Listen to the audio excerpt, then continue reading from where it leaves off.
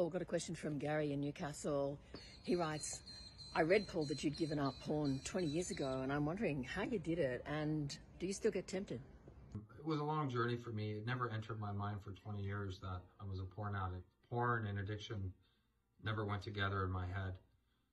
I realized it was actually a real thing, that I did indeed have a problem with being unable to stop compulsively watching porn and masturbating on my own. So I got into recovery, found a therapist that knew how to deal with this issue, and I went to see him consistently.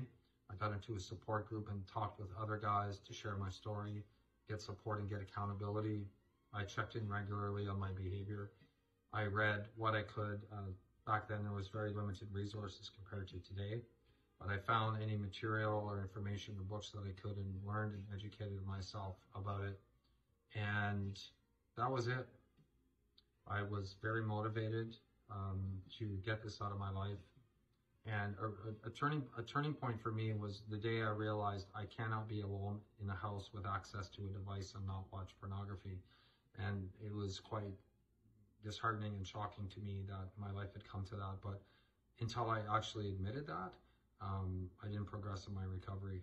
And I realized that the guiding principle had to be, I must do whatever it takes in order to beat this. You know, just learning about the industry and what a vile, destructive, dark, hateful, misogynistic, soul-destroying industry pornography is for everybody involved, it's just not something that I can take part in or be involved with.